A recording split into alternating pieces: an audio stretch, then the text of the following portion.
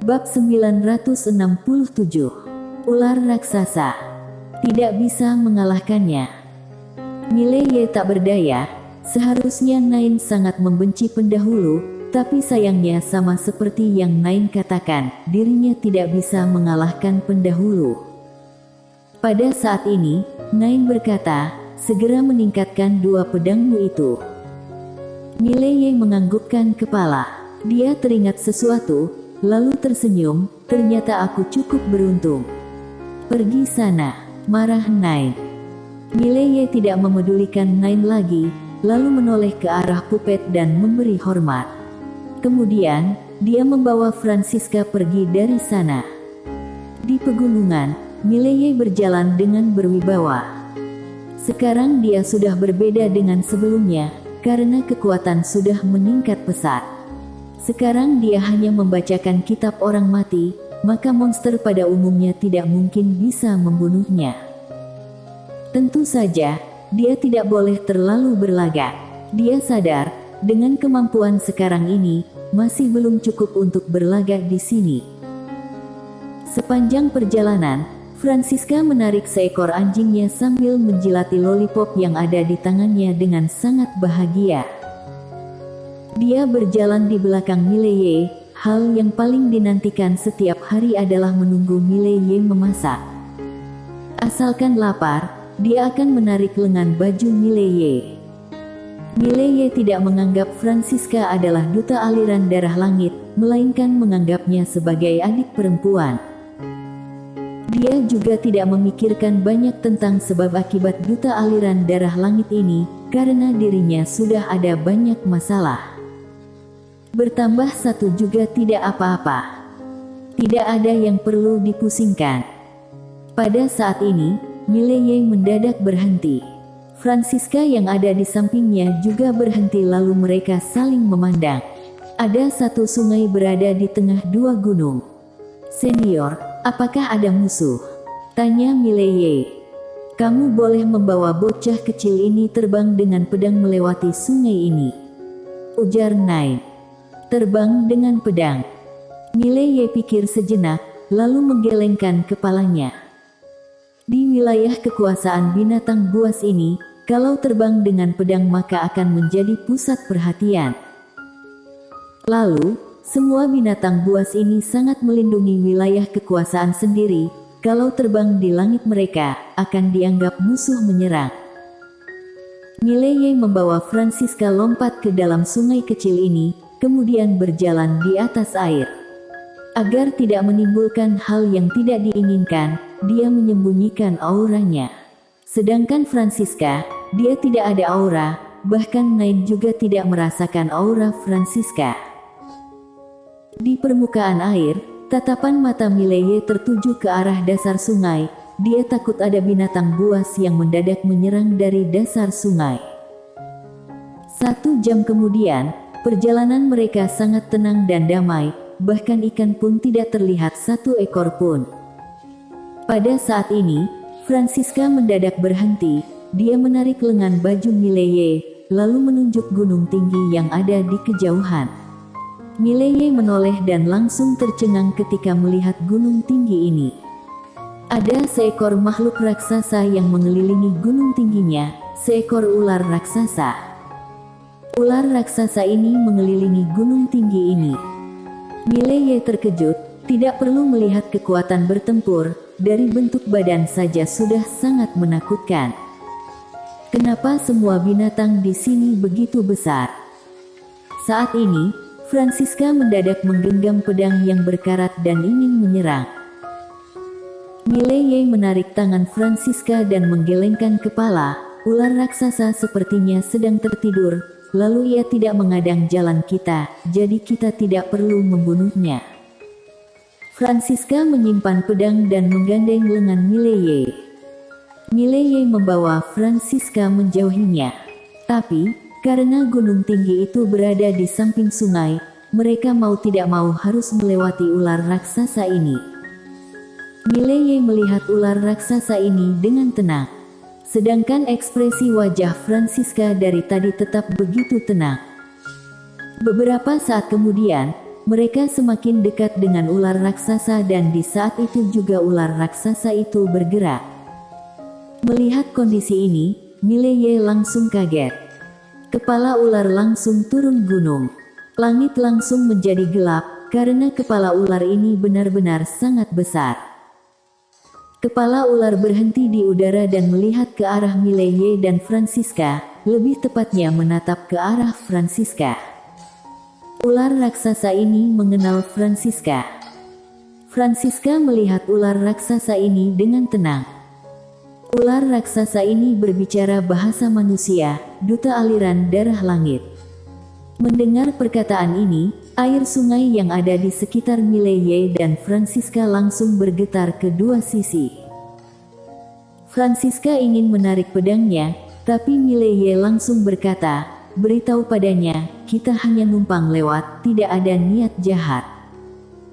Francisca mengedipkan mata, lalu menengadahkan kepala ke arah ular raksasa dan mengulurkan jari menunjuk ke arah jauh. Ular raksasa menatap Francisca, "Duta aliran darah langit boleh lewat, tapi kamu klan manusia tidak boleh." Francisca langsung mengerutkan kening dan menggenggam erat pedangnya ingin menyerang. "Kenapa?" tanya Mileye. Ular raksasa menatap Mileye dengan tatapan meremehkan, "Hei manusia, orang lemah tidak berhak berbicara denganku." Mileye tercengang. Makhluk yang aneh sekali. Kok sombong sekali. Pada saat ini, tiba-tiba terdengar suara Nain. Dalam dunia binatang buas, memang ada yang pintar, tapi juga ada yang bodoh. Mileye menganggukkan kepala bertanda setuju. Binatang buas itu masih berkata sesuatu, tapi Mileye langsung berubah menjadi cahaya pedang Tao dan menebas ke arah kepala ular raksasa dengan sangat cepat. Baf! Kepala ular raksasa bergetar dan sisiknya langsung retak. Akan tetapi, Mileye juga terpelanting ke belakang. Di saat itu juga, pedang Ether langsung terbang keluar. Pedang tanpa batas. Cahaya pedang langsung menebas ke arah kepala ular raksasa, kemudian darah langsung muncrat. Ular raksasa itu mendadak meraung kuat ke langit. Ekornya langsung menghempas ke arah langit hingga ruang hampa mulai bergetar kuat. Mileye merasakan kekuatan kuat ekor ular ini, juga tidak berani memilih menyerang dari depan. Dia langsung terbang ke kepala ular, hanya saja reaksi ular raksasa ini sangat cepat dan membuka lebar mulutnya ingin memakannya. Ekspresi wajah Mileye langsung garang. Dia baru ingin mengeluarkan pedang kematian, tapi ular raksasa itu langsung meraung. Mileye terkejut, lalu menoleh ke arah bawah, tidak tahu kapan ekor ular raksasa itu sudah putus dan jatuh ke tengah sungai, air sungai langsung menjadi merah. Mileye menoleh ke belakang. Francisca berdiri tegak dan menggenggam pedang besi berkarat yang masih meneteskan darah. Dia sudah menyerang. Di langit, ular raksasa memelototi Francisca dan meraung, akan tetapi dia tidak berani menyerang.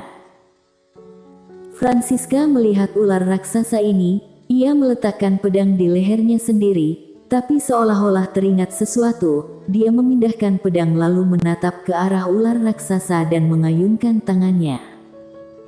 Mileye terkejut melihat semua ini. Perut ular raksasa langsung terbuka dan darah langsung muncrat memerahi langit. Mileye pun tercengang melihat semua ini. Dia sadar, dirinya sudah salah mengira kekuatan Francisca. Di langit, ular raksasa itu kesakitan. Francisca masih ingin menyerang, tapi langsung dihentikan oleh Mileye. Francisca menoleh ke arah Mileye. Mileye melihat kondisi sekitarnya. Ada yang aneh.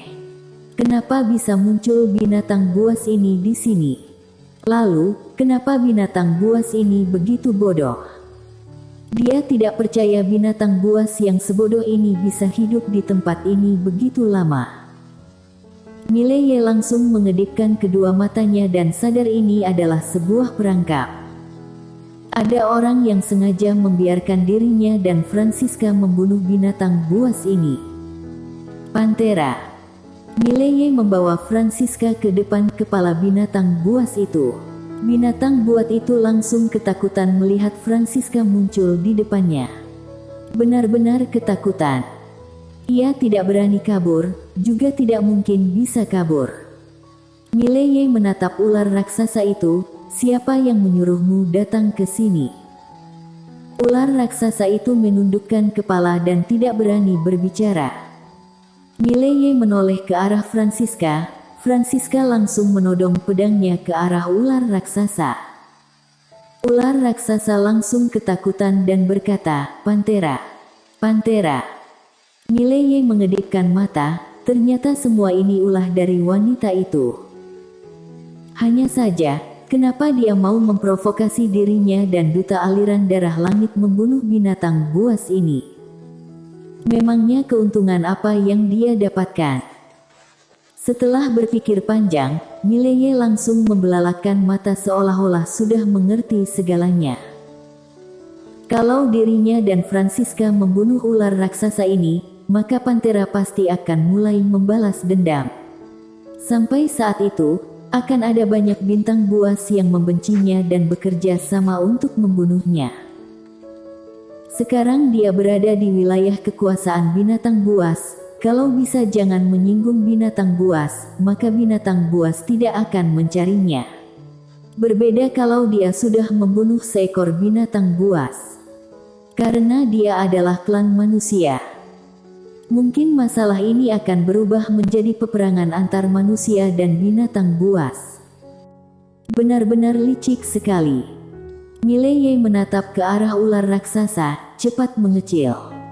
Ular raksasa menatap Mileye dengan kebingungan. Mileye memelototi ular raksasa, "Aku tahu, kalian seharusnya bisa sesuka hati mengubah bentuk badan. Jadi, sekarang cepat mengecil." Ular raksasa menatap Mileye, "Kamu ingin?" Pada saat ini, pedang Francisca langsung menodong ke arah kepala ular raksasa ini.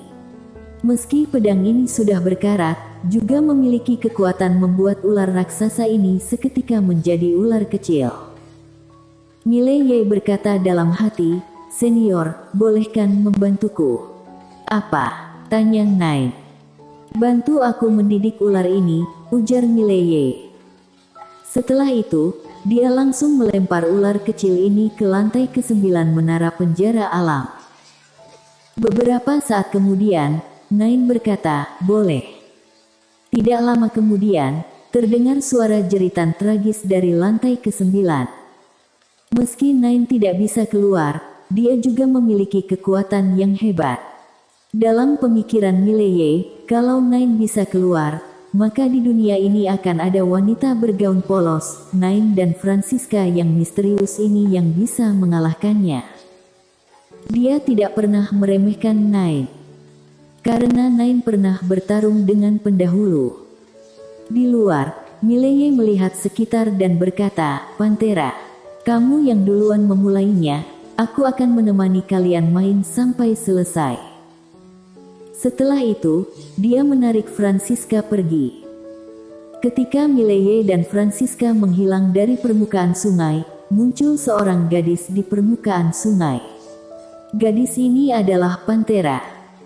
Pantera menatap ke arah jauh dengan ekspresi wajah datar, "Hei, manusia. Aku akan baik-baik bermain denganmu." Bersambung.